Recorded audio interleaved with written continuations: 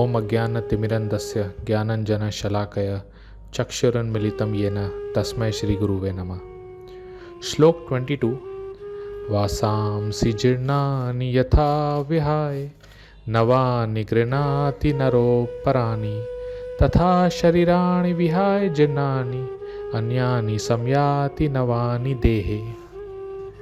जिस प्रकार मनुष्य पुराने वस्त्रों को त्याग कर नए वस्त्र धारण करता है, उसी प्रकार आत्मा पुराने तथा व्यर्थ के शरीरों को त्याग कर नवीन भौतिक शरीर धारण करता है। हम जैसे कपड़े बदलते हैं, वैसे ही हम शरीर भी बदलते हैं।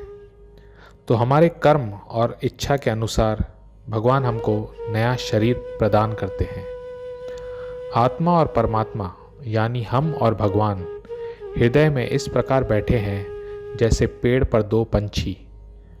हम अपने कर्म के फलों में फंसे हुए हैं और इस वजह से हम अलग अलग शरीर धारण करते हैं।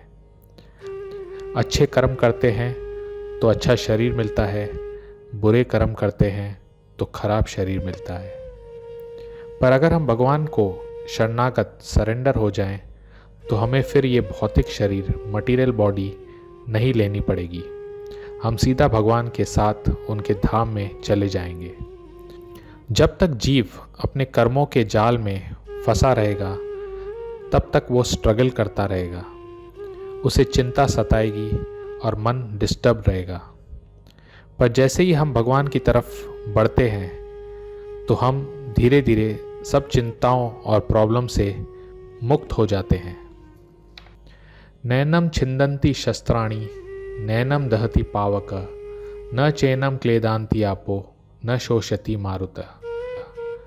ये आत्मा न तो कभी किसी शस्त्र द्वारा खंड खंड किया जा सकता है, न अग्नि द्वारा जलाया जा सकता है, न जल द्वारा भिगोया या वायु द्वारा सुखाया जा सकता है। इस कुरुक्षेत्र के युद्ध में योद्धाओं के पास बहुत तरह के हथियार थे। आग के हथियार, पानी के हथियार, वायु के हथियार। पर ये सारे हथियार भी आत्मा को नहीं मार सकते। आत्मा को न कोई जला सकता है, न काट सकता है, न भिगो सकता है और न कोई सुखा सकता है। इसका मतलब आत्मा पानी में भी रह सकता है, वायु में भी रह सकता है और आग में भी रह सकता है। पहले साइंटिस्ट कहते थे कि आग से सब स्टेरलाइज हो जाता है, मतलब आग में कोई भी जीव नहीं रह सकता। पर कुछ साल पहले फायर बैक्टीरिया डिस्कवर हुए हैं। पर ये गीता का श्लोक 5000 साल पहले भगवान ने कहा। तो हमारे शास्त्र परफेक्ट हैं क्योंकि ये भगवान की वाणी है। 24 नंबर श्लोक में एक शब्द आता है सर्वगाता, मतलब हर जगह आत्मा रह सकता है। शास्त्र कहते हैं सूर्य में भी देवता रहते हैं।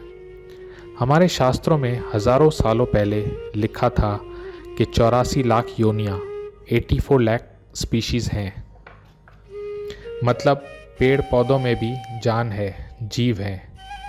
पर कुछ साल पहले आचार्य जगदीश चंद्र बोस जी ने डिस्कवर किया कि प्लांट्स हैव लाइफ, मतलब पौधों में जान होती है।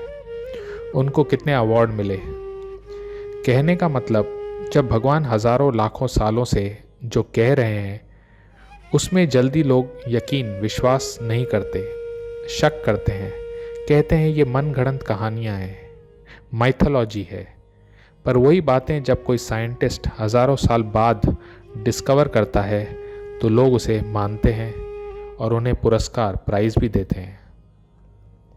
शास्त्रों को एक माँ के रूप में एक्सेप्ट किया जाता है और भगवान को पिता के रूप में। एक माँ ही अपने बच्चे को बता सकती है कि उसके पिता कौन हैं। एक स्टूडेंट ने कहा कि हम डीएनए टेस्ट से पता कर सकते हैं, पर आप कितनों का डीएनए टेस्ट करेंगे। वैसे ही भगवद गीता से हमको पता चलता है कि श्री कृष्ण भगवान हैं और वे हम सब के परम पिता हैं। तो बहुत सारी बातें हैं जो हम एक्सपेरिमेंट करके नहीं समझ सकते। हमको वेदों की अथॉरिटी माननी पड़ेगी। आत्मा को हम एक्सपेरिमेंट से नहीं समझ सकते। आत्मा को समझने के लिए हमको भगवद गीता के उपदेशों पर आस्था रखनी पड़ेगी।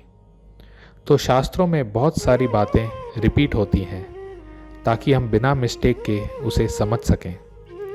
ऐसे कुछ लोग हैं जो ये मानते हैं कि मरने के बाद सब खत्म हो जाता है, वह आत्मा को नहीं मानते। तो भगवान अर्जुन को कह रहे हैं, अगर तुम भी ये मान लो तो भी तुम्हें चिंता की ज़रूरत नहीं है, क्योंकि जब ये शरीर मिट्टी का बना है और मिट्टी में मिल जाएगा तो इतना सोचना क्यों। इस टेम्पररी बॉडी के लिए तुम अपना क्षत्रिय धर्म क्यों छोड़ते हो। फिजिक्स में एक लॉ है, law of conservation of energy. मतलब पहले मिट्टी थी, फिर मिट्टी को एक बिल्डिंग का शेप आकार मिला, फिर बिल्डिंग मिट्टी बन गई। तो मिट्टी तो ख़त्म नहीं हुई, तो चिंता क्यों। और अगर हम ये मानते हैं कि पहले हम नहीं थे, अब हैं, फिर नहीं रहेंगे, तो भी क्या टेंशन है। अगर अर्जुन तुम वेदों को मानते हो तो शरीर चेंज होना एक कपड़ा बदलने जैसा है।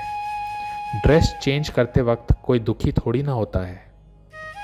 यह शरीर चेंज एक सपने की तरह है। सपने में हम कभी हवा में उड़ते हैं, कभी एक राजा बन जाते हैं। असली चीज आत्मा है।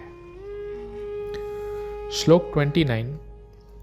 कोई आत्मा को आश्चर्य से देखता है, कोई इसे आश्चर्य की तरह बताता है तथा कोई इसे आश्चर्य की तरह सुनाता है, किंतु कोई कोई इसके विषय में सुनकर भी कुछ नहीं समझ पाते।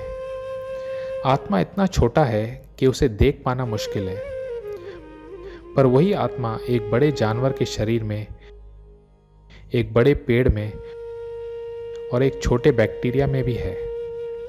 1 इंच की जगह में करोड़ों बैक्टीरिया आ सकते हैं और उन सबों में आत्मा है। यह आश्चर्य की बात नहीं तो क्या है। This is simply amazing. इस आत्मा का ज्ञान जो समझ जाएगा वो बड़ा भाग्यवान है। इस ज्ञान को कुछ लोग अपने मन के हिसाब से भी समझाते हैं। वे कहते हैं कि आत्मा और परमात्मा एक है, पर शास्त्र क्लियरली बताते हैं कि आत्मा और परमात्मा दोनों अलग हैं। तो जो मनुष्य ये समझता है कि आत्मा क्या है, परमात्मा कौन है और इन दोनों का रिश्ता, रिलेशनशिप क्या है, और इस ज्ञान को दूसरों को समझा सकता है, उसका जीवन सफल है। तो भगवान श्री कृष्ण अर्जुन को ये कहकर आत्मा का ज्ञान समाप्त करते हैं कि शरीर के अंदर जो आत्मा है वो कभी मारा नहीं जा सकता, इसलिए तुमको शोक करने की ज़रूरत नहीं।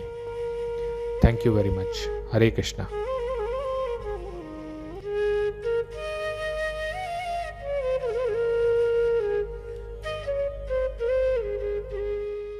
ऐसे ही और भक्तिमय कार्यक्रमों के लिए देखिए हरे कृष्णा टेलीविजन। इसे प्राप्त करने के लिए आप अपने केबल अथवा DTH ऑपरेटर से संपर्क करें तथा और अधिक जानकारी के लिए आज ही डायल करें 8767 845 845।